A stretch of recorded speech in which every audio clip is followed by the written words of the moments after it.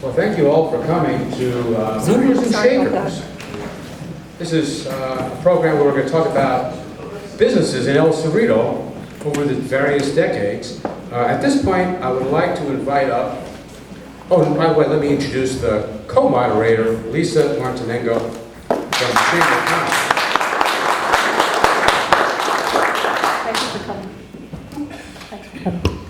And also, let me just thank the veterans for letting us have this occasion. It's a really wonderful building that traces back to the late 1920s. It's really a great building, and it was recently made handicapped accessible, which means that there can be a lot more programs here. Hopefully, there will be many more. Okay, so let me introduce our panelists. First, I'd like to introduce Clyde Fagoni. If you can come up on stage. Clyde is the former president of everybody's favorite garbage company, East Bay Sanitary. The family is a third-generation business firm in El Cerrito, and not only has it been involved in the trash collection business, but they've been involved with Six Bells, a famous restaurant and tavern that was in town for many, many years. Very distinguished family. Let me introduce Jack Freevey.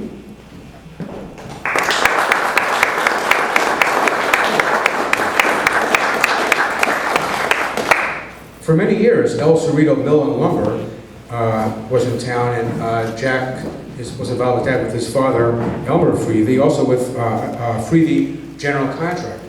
And he's been involved in other ventures too, but his El Cerrito Mill and Lumber was one of the landmarks of town. Where are our other guests? David Pride, I don't see him, he was here a minute ago. Yeah, there he is. David Pride. The Pride family, David Pride, are the people who own, the family-owned Pastime Hardware. It's been a long time treasure of our town, one of the greatest hardware stores. I once got a tour of that store. It's made of about 7 or 8 different buildings, all conglomerated together. There's an old meeting hall upstairs, hidden away. A fabulous, wonderful place, and it began, like most things in El Cerrito, not as a hardware store, but as a restaurant, tavern, and a place where they had slot machines. And fourth, I'd like to introduce Paul Grunland, who was the initial manager at Capo's department store in the El Cerrito Plaza in the first opening. He's been in retail for many, many years. He owned a store in El Sobrani, and he's also a major leader of historical events himself, leading many historical tours in Berkeley. So what we're going to do now, so Lisa, do you want to have a seat and we can ask a few questions? What? Do you want to have a seat? Okay. No, I'll probably just Stay here, okay. Yeah, the two of you will share one microphone. Okay, so, well, and three of you sharing another mic right now. All right, you can use this one until the audience, you can use this for now until the audience start asking questions, and I'll be the corner in the back. No, it should be, Just speak into it. yes. Sorry. Actually, before we start, let me just ask, how many people in the audience, I know there are some, have or are currently in business in or around El Cerrito?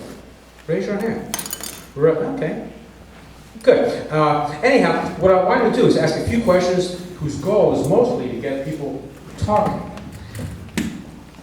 And we can take questions from the audience anytime also. So let's start with Clyde. Give us a little brief rundown on East Bay Sanitary.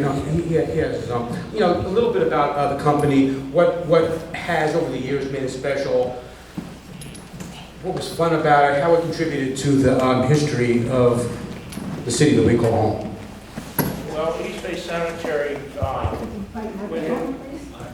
Sanitary went into business as the East Bay Sanitary Company in 1939.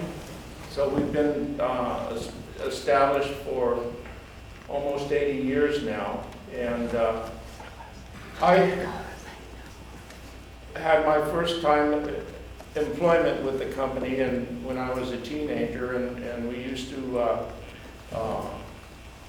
we were located on Central Avenue, about 3 blocks below Carlson Boulevard, until 1965. And at that time, we moved out to a new operation in Richmond, where we've moved since then, but we're still out in Richmond, close to the landfill. My dad was the originator of the company. His father was a scavenger or garbage man with Oakland Scavenger, and was a partner there. And my dad lived in El Cerrito because his mother passed away at an early age while he was in childbirth. And so he lived with an aunt of mine and who was a resident on Fink Lane. Fink Lane is now Portola. It's right across from St. John's Hall, and that's where when the garbage company first started, the trucks were kept at that location. Since then, we've been the only franchise in the city of El Cerrito, and been involved with many of the social activities that happened, and with the Cerrito City Club, and it's been a complete long-term affiliation with the city and all of the council members and the police chiefs and the fire chiefs throughout the years, who we've gotten to know, and my son and daughter are still they're now the owners of the company, and they carry on the business. So that's pretty much the history of the business. If anybody has any questions, I'd be happy to answer them.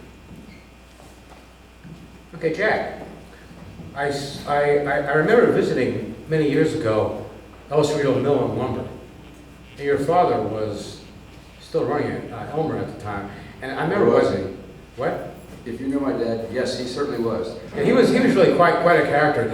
One thing I remember about El Cerrito Mill and Lumber, there was the chicken sign. I'll ask you in a minute to tell us about the chicken sign. But first of all, I just want to say, all the Victorians that were being restored back in the 70s, the people who were working at El Cerrito Mill and Lumber, they could do anything. They could recreate any kind of old Victorian, knickknacks, any kind of bric-a-brac, any sort of. They were just expert. It was an amazing place. But tell me a little bit about the company, about the chicken sign, about your dad, about you guys helped build El Cerrito, I believe. My dad was initiated into El Cerrito because he was the general contractor for the El Cerrito High School. And the story behind that, I could probably take the whole evening telling you stories about what he's done and what he hasn't done. The chicken sign, to answer your question, was a building originally located down on Cutting Boulevard called Mammy's Shack. Mammy's Shack was famous for their fried chicken for $1.25. You got a complete fried chicken dinner with dancing. And when my mom graduated from Cal, she took my dad there to celebrate her graduation. He didn't have any money, but she took him. And they went dancing. Little did they know the building would be moved to the El Cerrito lumber site by a guy by the name of John Carrick, who owned the El Cerrito Lumber Company at the time. And he was in the demolition business. And rather than demolish the building, he moved the building down to the El Cerrito lumber site. And it was an addition to the old building. And the chicken sign remained on there. In I think it was about 57 or 8, my dad was an architect. He graduated from Cal in architecture. Although he didn't have a license, he didn't practice, he was a general contractor. So he went to the city of El Cerrito and he says, I'd like to remodel the place, and here's the sketch. And the city said, gee, Mr. Freely, that's a good looking sketch. Are you a licensed architect? He said, no, I'm not. He says, well, we can only do it on a licensed architect basis. Well, he was half Italian. You're not the only Italian up there. He was half Italian, and he said, well, we'll just leave it like it is. And it sat there for, oh goodness gracious, 25, till I went down there as a manager. So that's how the chicken sign remained there. I actually tore some of it down myself, nobody else wanted to touch it. So when we remodeled it, and that was in 1992, I think it was when we remodeled it. So he got the lumber yard because he had a contract with the Richmond Housing Authority back in the during the war and post-war, and he couldn't get any lumber. The lumber allocations were all taken, so he bought the old lumber yard, which actually was called Modern Builder Supply, which is right next to the Cerrito Lumber Company. And he bought that so he could get their lumber allocation so he could finish his contract with the Richmond Housing Authority. And he'd only had it like 6 or 7 months when John Carrick came to him and said, how would you like to buy the Cerrito Lumber Company? And I think he paid $120,000 for it at the time. Of course, that was a lot of money in those days. And that's how he became Cerrito Lumber Company. And I could go on with the story, but I'm going to pass this microphone over to Dave. I'm sure he's got more to add for pastime. Good evening. My name is David Pride, and Pastime Hardware is my home. My dad and my uncle started the business probably in the early 30s, but it wasn't a hardware store. It was mainly a little bit of gambling, it was liquor, and they had food and everything like that, because back then, in order to have a liquor license, you had to have food.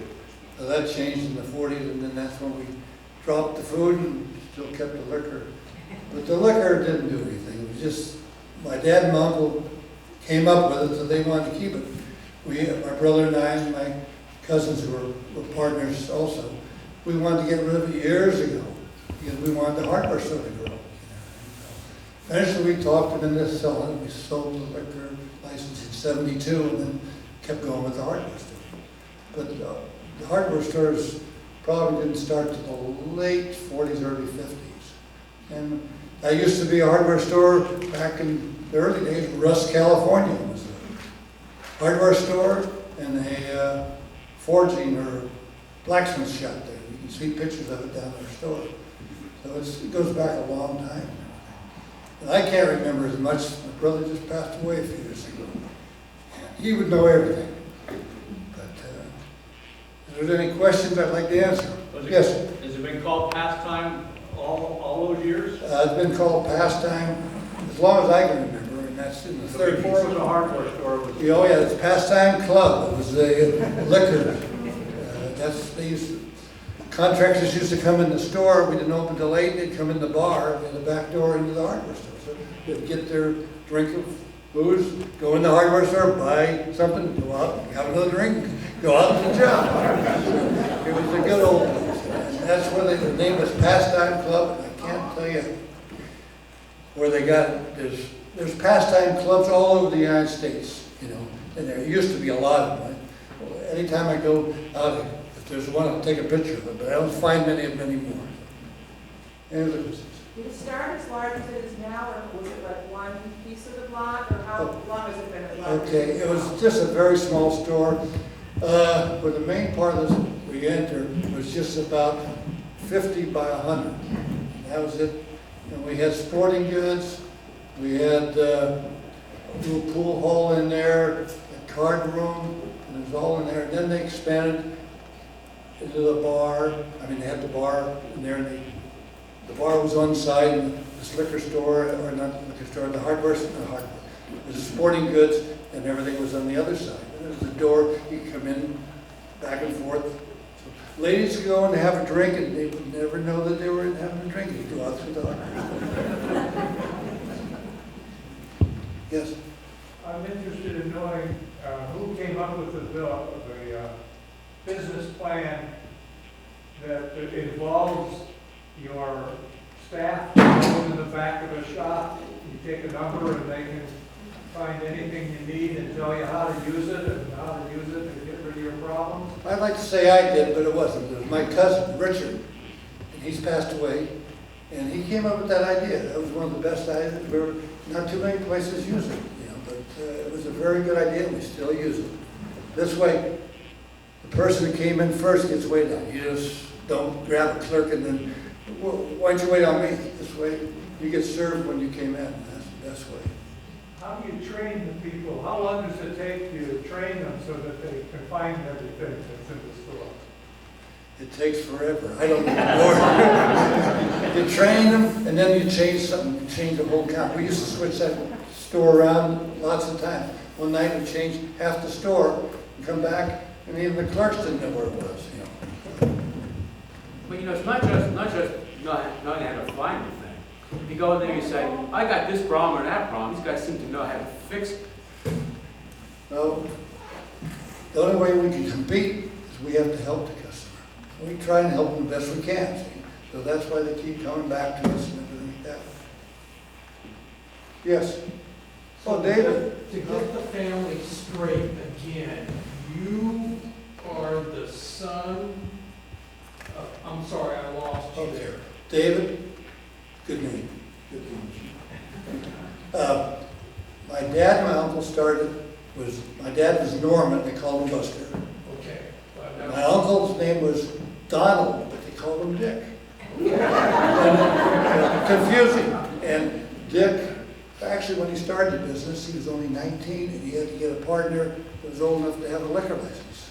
So he had to bring a partner, and then that partner came in, but he passed away in the 50s, and my dad and uncle split it up together. So they, two brothers owned it. They each had two sons. And we went in there, all four of us went in. Eventually, we went through the service. Some of us stayed longer and came back, and all eventually. And so the four of us were there. And one of them left 25 years ago and retired, and we keep sending him money. He's happy. And the other two have passed away in the last few years. Who had the service station? The service station was another brother, George Bride. Okay, There was four brothers in the family, but only two of them were in the home. I see, okay. So the gentleman asking the question is David Kiefer, and he's the son of another family-owned business in town, Kiefer's Furniture, which is right next door. Cerrito. And I feel I'm a little disappointed that Harry couldn't make it here, but somebody should do a, what's it called, a family tree, sort of like royalty of all the businesses in town. So let's turn to Paul Grunwood, who was involved with the original days of El Cerrito Plaza. That's a business. When the plaza came, it changed El Cerrito. Tell us a little bit about that. Well, I left El Cerrito. By the way, can you hear me all right? The back row. I have old age bum hearing, so I would have trouble back there, but if you can hear me, that's great. Well, I came out here in '58 and left in '67, so I've been going half a century from El Cerrito, but I've stayed in touch and member of the Historical Society. Let me tell you something about the plaza. We have to, the plaza is a tremendous amenity for El Cerrito, if you stop to think of it. Nice landscape street in front, and it fronts on Albany. A little farther away. You're Too close to the light. perfect. You're booming. And so it's a tremendous amenity. And what was the study that was made of El Cerrito? Was one of the House of Royalty from England was over here and working with the university. Prince Charles. Yes, were any of you involved with that? Yeah, it would have been. Well, anyway, they came up with the idea that was pretty evident that density would occur at both ends of El Cerrito, and smaller developments at the major intersections, like Moser Lane and so forth, up and down the street. That's pretty much happened. Anyway, so I think everybody thought it was a good idea at the time. But I think the drama of the plaza is going back to that property, which I think all of you probably know about. It was a racetrack, it was wartime housing. Two entrepreneurs came along. I wish Herb Foley was here. Herb is up in years, wouldn't be able to make it, but Herb was from Albany, and in Albany you know everybody else, and he knew these two guys, so he could tell you, he could dot every I for you in this story. But somehow they got their hands on that property and had in mind developing it into the shopping center that's there today. As far as I know, as you know, you have to have a major tenant in a shopping center. That's been the wisdom all over the country. You attract a large department store or something like it, and then the tenants will follow, figuring that with that big department store there, they can be assured of business. Well, so they gave the land to Capwell's, Board Capwell Company. Imagine, what a nice gift. So the Emporium and Capwell's, trying to save money, used a plan they had used successfully in in San Jose and at Stanford. We use that exact plan. So if you're going down to Stanford, you see a store just like the one in El Cerrito. I think the same thing is true today. I haven't been down to look. It would have a Macy's sign on them. Macy's took us over, you know, ultimately. And so they've hung on to a lot of our stores. Department stores are in trouble if you've been reading. Across the country, they're getting rid of a lot of stores, and they're having a tough time. Retail is changing. You know, people aren't shopping the way they used to. Who would ever have imagined that would happen? But I think a department store would still do well in El Cerrito today. I don't think Hilltop's doing too well. I wouldn't be surprised to see that thing go out of business. When Macy's took over, I was close enough to them then to send them a letter saying, you made a big mistake. You got rid of the El Cerrito store, which was vastly better than Hilltop, and is one of the best stores we have, which it was. It was on the way to doing as much business as a downtown Oakland store. It was a big success. And we had something like a compounded 10% increase there, year after year. It was a very successful operation. So anyway, Macy's, first of all, our company was bought out by the Broadway in Southern California.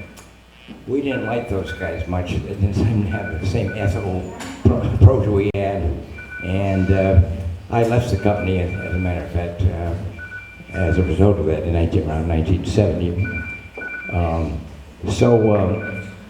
That first they changed the name to the Emporium, do you remember? In Capwells, and then and later on they went bankrupt. Macy's came along. Macy's had just gone bankrupt as well, but they were picked up by Federated Department Stores in Cincinnati, Ohio, who were very successful operators. Recognizing the fact they had a national brand name in Macy's, Federated changed all their stores, their stores as well as the new ones, to Macy's. So what you see today is not the old Macy's, it's Federated Department Stores out of Cincinnati, Ohio, that are running them. So what more do I want to tell you? Capwells was a good operation. We came out in '58 and embraced the community. Most of our employees were hired on the spot. They were community people. And we were very customer focused, service focused, and we were really happy to be out here. And El Cerrito was very happy to have us. It was a mutually good thing. I've often wondered about El Cerrito. Maybe some of you out there could study this. I have the feeling that El Cerrito gets a disproportionate amount of their income from retail sales tax due to the plaza. That could be, if somebody had the time and ambition, that ought to be traced. But I suspect it's true. And without, as I said earlier, without really impacting the town. It's all stuck down at the other end. You know, not making major traffic problems or anything else. So looking back, as I say, 50 years ago to the day when I left, it's a very interesting history. And I think the Plaza today is a successful operation. I don't see anything wrong with it. They don't seem to be threatened by anything. There are all kinds of different stores.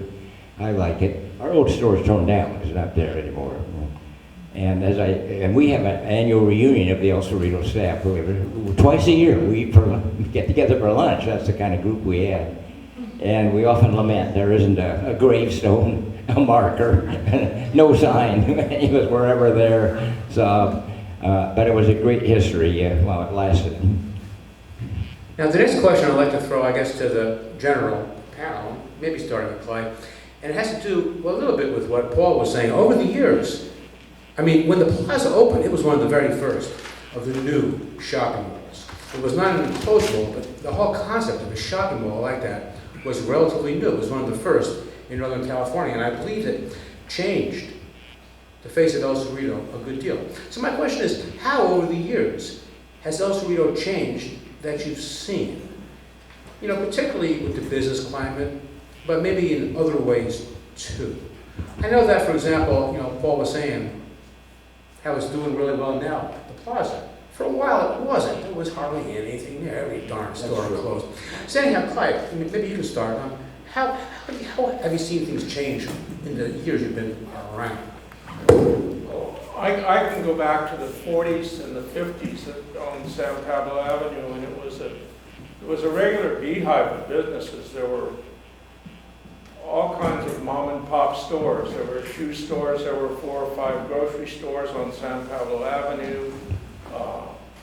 There were a lot of bars and restaurants, and there was gambling down on the south end of town. There was about 20 gambling houses down there, 15 gambling houses that a lot of the people from San Francisco used to come over on the weekends to spend their time at the bars and the gambling places, and there was all kinds of activity. There was something going on all the time in town. They had an annual festival that was everybody got together. There was a parade. There was a lot of people got together, and there was a lot of activity that way. And it was really the way that people communicated at that time, by seeing each other and meeting in the places and all of the events that were happening. And I just have seen over the years that these things have tapered down, and they've all left. And San Pablo right now is in my opinion, it's a barren street from Stockton on up to the other end of the city, and further into Richmond it gets busy again. But it's a different atmosphere, it's a different environment than we had in those days. Those days were a lot of fun, and I can really say that they were probably the good old days in town. Everybody knew each other, and everybody got along. It was fun. Did you have a favorite place? A favorite? Well, we had the Cerrito City Club, which was on Kearney Street, which was a group of guys, about 30 guys, started that down off of Potrero, and when the buildings were torn down there, they moved and built the new building and there was an activity at the Cerrito Club practically monthly and weekly meetings, and all of the business people in town got together, and they were there on Thursday night for dinner, and it was the way that news got around. It was kind of like before the TV took over, and everybody met from 5 to 7 o'clock or 8 or 9 o'clock, and there was a card game, and that was the way the news was dispensed at the time. So was it just guys, or could the ladies go too? Well, it was mostly a man's club, but there were dinner dances, and there were all kinds of events that were planned that the ladies attended, but generally it was a kind of a male's business atmosphere at the time. I do have to say, we did try to get some women on this panel. It didn't quite work out, but maybe next time we'll do it. So Jack, yes, tell me about the changes that you may have seen over here. I think the biggest change I could put into 2 words: building relationships. My mom came to Capwell's because she had a favorite sales lady that could wait on her. I remember the lady, I don't remember her name, but she was a gray-haired lady, and she could sell, and she knew her product, and my mom could depend upon when she went to Capwell's that she got service. I think maybe Macy's ought to come to Bastime Hardware and learn how to give service.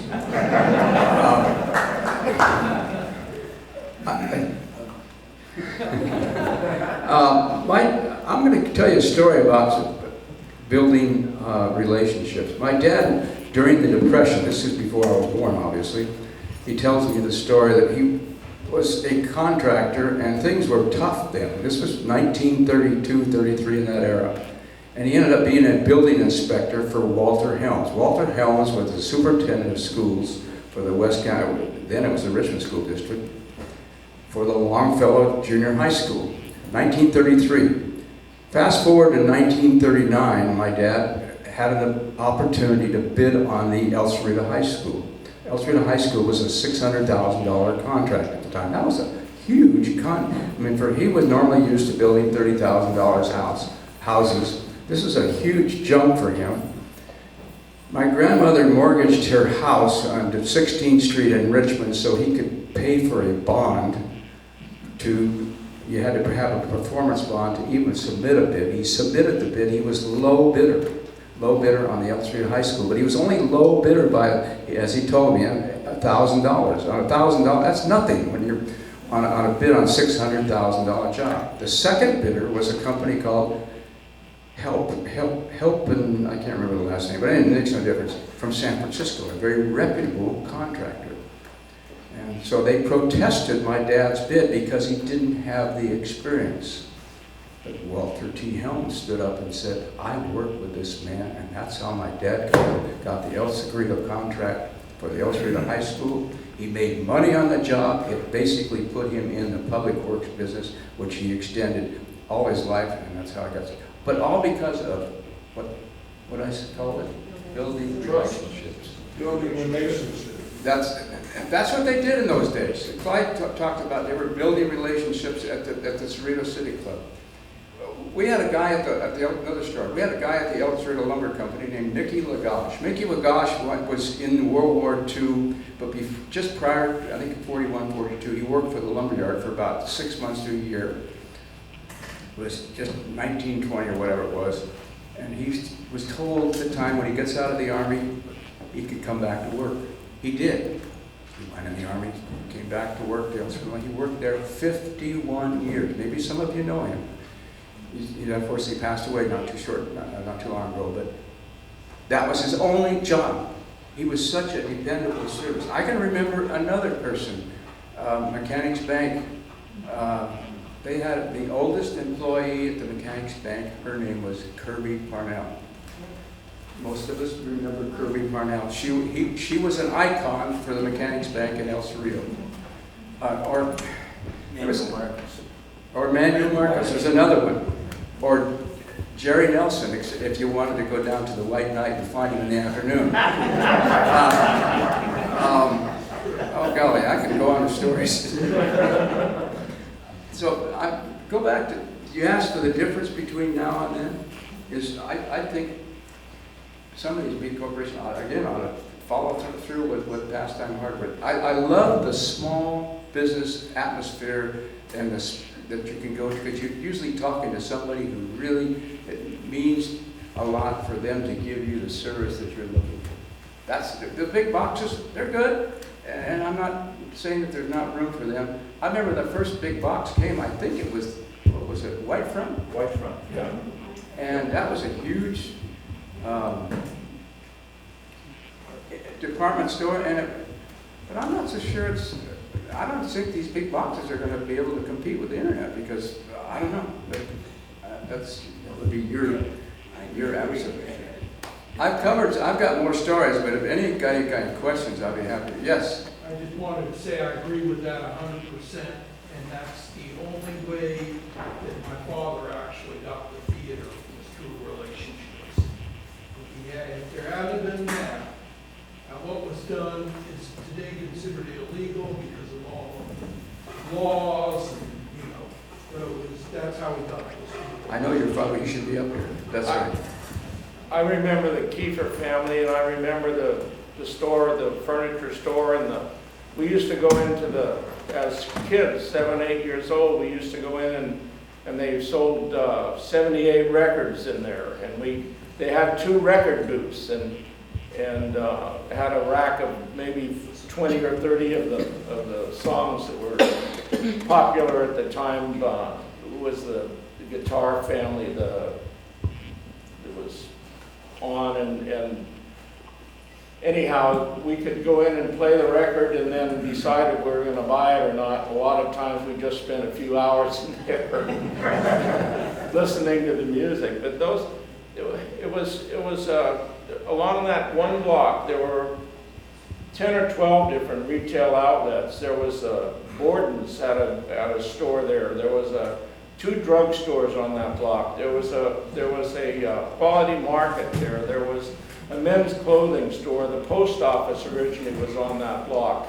I mean, it was a beehive of activity. Everybody knew everybody, and everybody could go and get what they wanted. And within a couple blocks on the avenue, everything was going on, and that's all you needed. But it was a matter of the times. It was a busy time, and everybody was working at it. Quick story. There used to be 6 lumber yards in El Cerrito. Well, actually 5 in El Cerrito, 1 in Albany. Everybody wants to know why. The reason why that there were 6, there was Griffin Lumber, well, Builders Employee, I think I can name it. Builders Employee, Griffin Lumber Company, El Cerrito Lumber Company, Modern Builder Supply. Watts was up there. Hill Lumber. Watts. Dolan Lumber Company Dolan, and Lumber. Hill Lumber Company in Albany. Yeah. And the reason for there was 6 is that if there was a railroad track going there, and we could get, if you had a spur track or had access to a railroad track, you would get what they call the PUC, our wonderful government set up. You get a better rate for the freight column bringing in lumber. And freight was a lot. You know, lumber we paid $90 to $100 a thousand board feet of lumber. Well, 10% of that was freight. And if you could get that for 5 or 6%, that's about what, because we had so many of us, that's about what the markup we could get on it. So, but we all survived. And the reason we survived is that we all had our own customers that we dealt with. And of course, El Cerrito Mill, we had a little bit different because we had a mill. And that was our niche. That's another thing if you get yourself a niche, well, we all know that, then you can survive, I think, and you get pastime service to back it up. But you pay me later, David. So anyhow, again, I'll go back to the service that you got in those days was certainly a magnet to bring people in the door and get good business. So David, maybe you don't want to answer this question, but family businesses, multi-generations, cousins, is that difficult? Is it like just the other night, for example, my wife... Very difficult. We're the 3rd generation. My son's in there, my nephew, and my cousin's daughter are in there. And it's going to be tough for them to make it, I think. That's why I'm staying. I work every day, 5 days a week or 4 days a week. Just to make sure they get along. And more. And the one big problem, and we're all wondering what's going to happen, is because of this.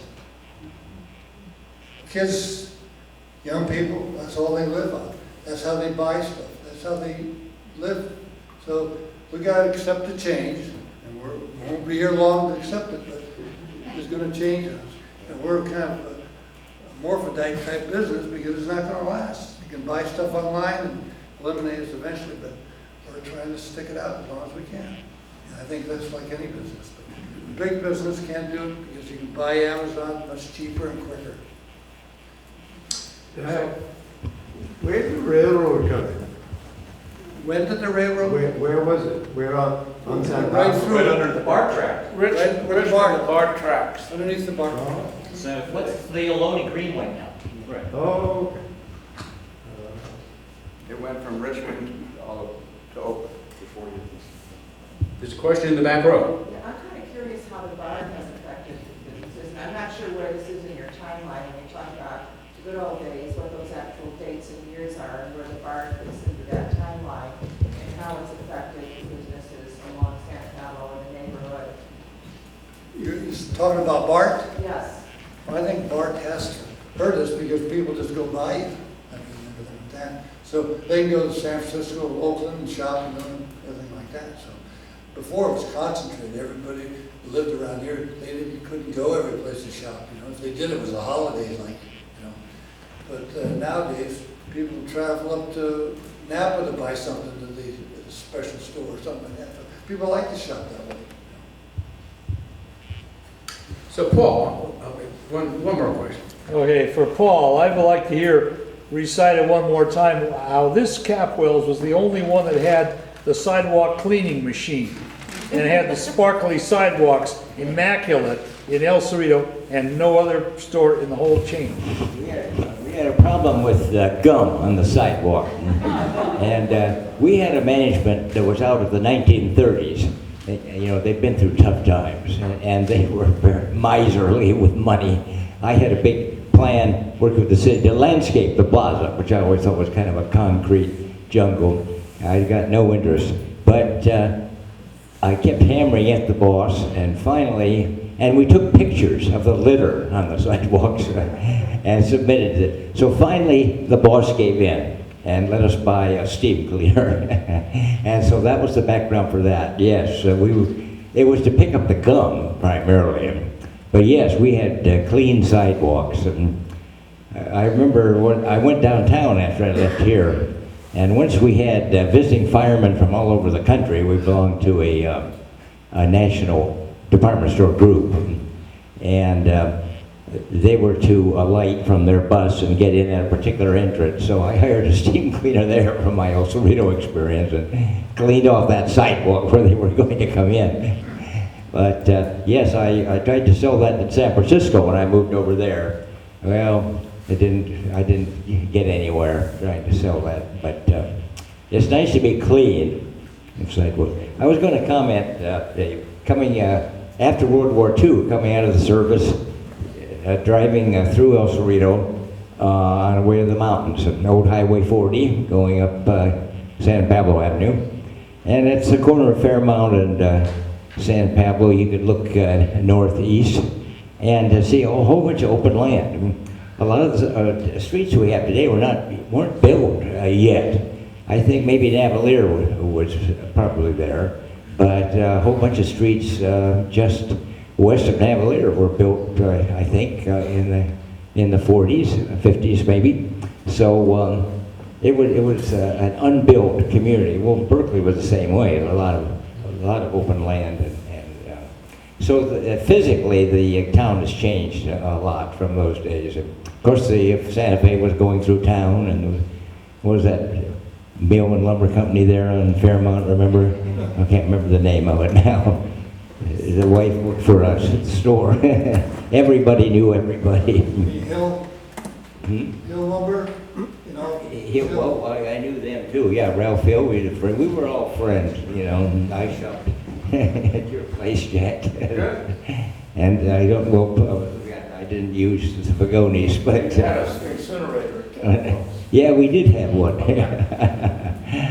So yeah, we were all friends. It doesn't seem changed so much now, but it must have changed dramatically from 50 years ago. So are there any questions in general from the audience? Things you're thinking about, how El Cerrito has changed, or things you want, John? Yeah, I wondered if somebody could identify, I have these childhood memories, but I think you guys can help. We used to go and get like sacks of concrete and then sometimes almost a ready mix that my dad would have mixed up to work in the backyard. And we would come down, and whichever this company was, it had a spur off the Santa Fe track, and then it had a tall thing of some sort. I just remember as a kid being fascinated by it, and it had little shovels that carried stuff up to the top. That was the Adiegos. It was El Cerrito Building Materials, and the Adiego It was the Adiegos, you're right. Yes, okay, that's it. And it was right on Fairmount Avenue, right at the railroad track. Right at the railroad track, yeah. It was on the northwest side of the intersection. Okay. It went out probably when the plaza came in, practically. They took my grandparents owned store on Richmond and Central. They had a bunch of apartments and buildings. They took that all away from them. And that Eagles owned all that property, and then they took it away from them for the bar. So why is El Cerrito, or how is El Cerrito, or is El Cerrito different from other places? It's not Berkeley, it's not Oakland, it's not Richmond. You guys have worked here mostly, but you've been in other towns. Does El Cerrito have its own identity? What makes El Cerrito El Cerrito? All of us. We're the difference. The old timers made El Cerrito, but I think El Cerrito's kind of become a bedroom community now because of its position in the Bay Area and the commutes and the jobs. But it was really a town where everybody knew everybody's name. It was, whole blocks got together and it just was a different atmosphere. It's a changing time that went on and modernization. What can you do? That's the way it is.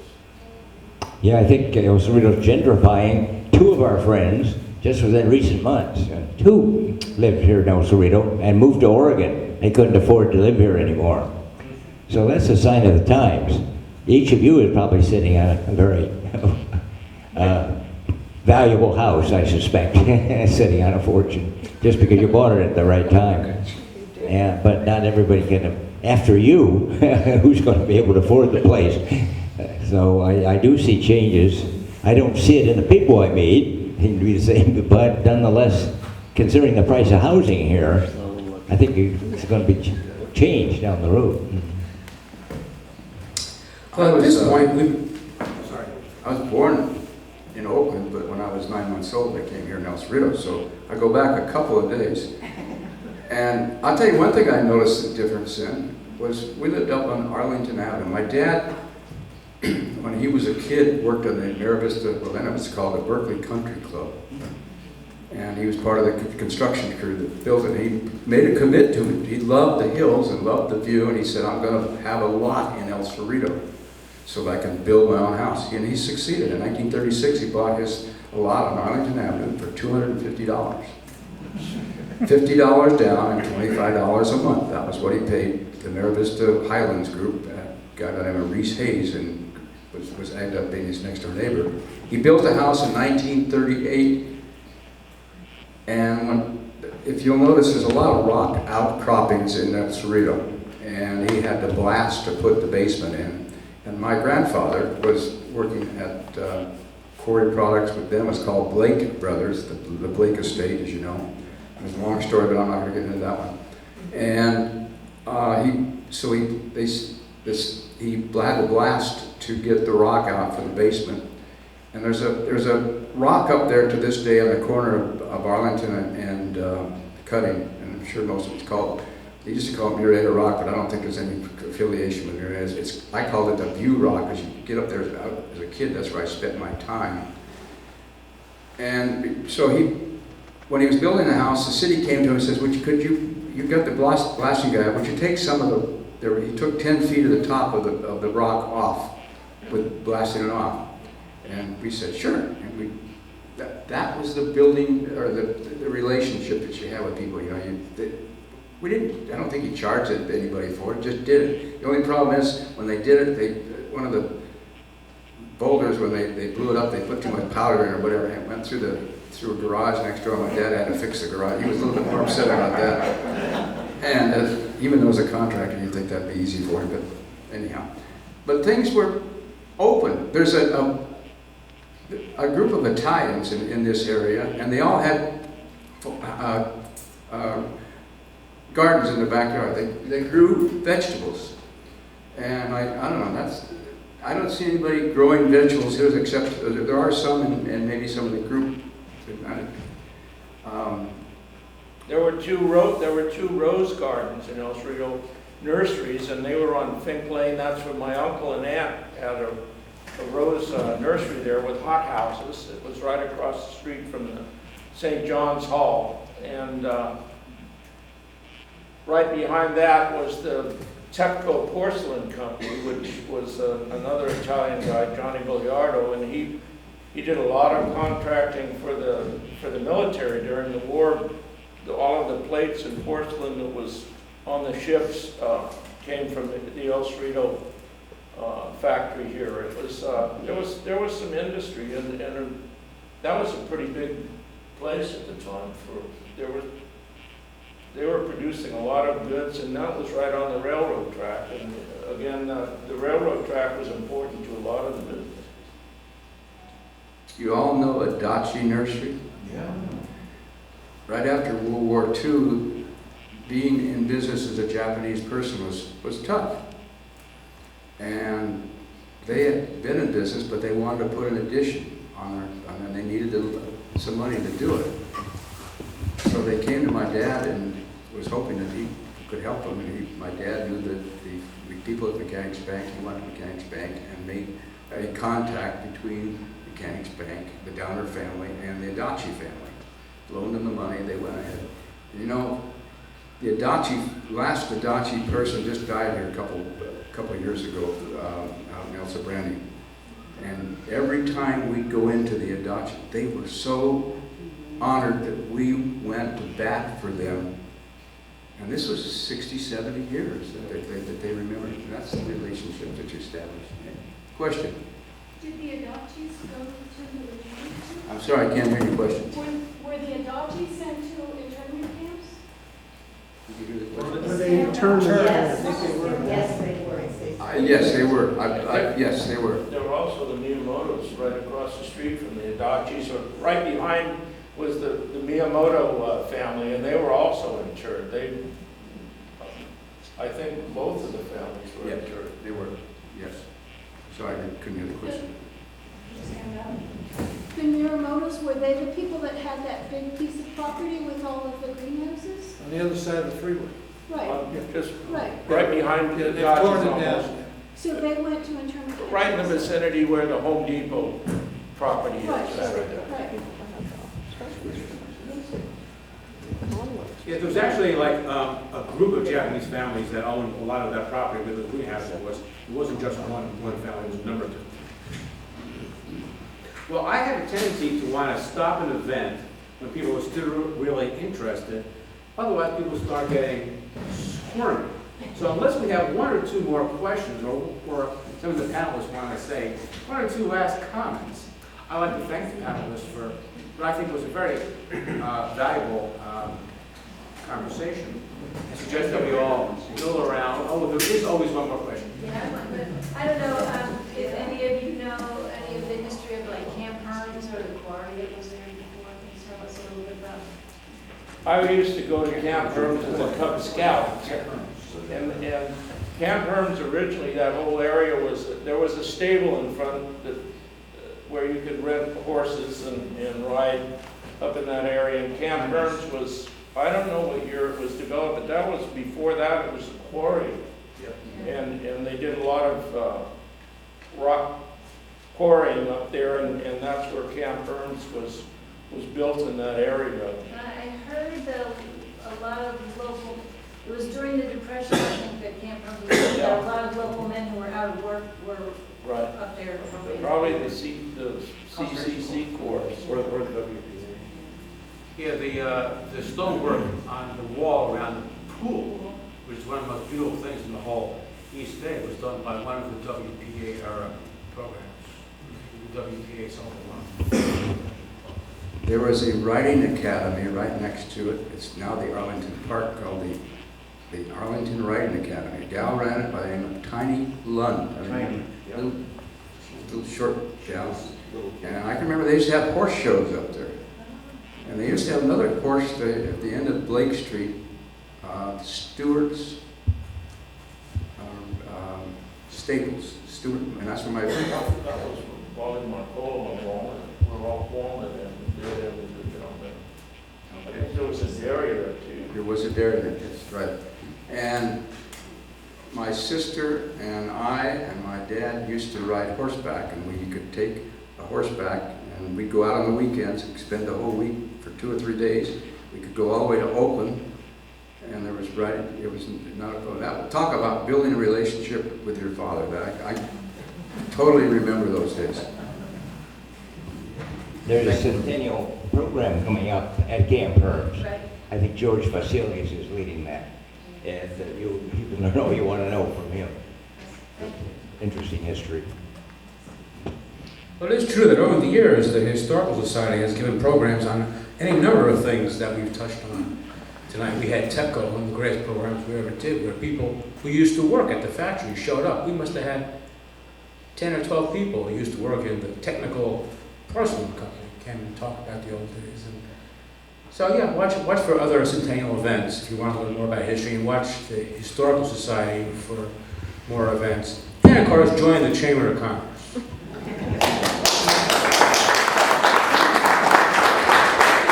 Any more comments from the panelists? If not, I'd like to thank you all. This here for the panel.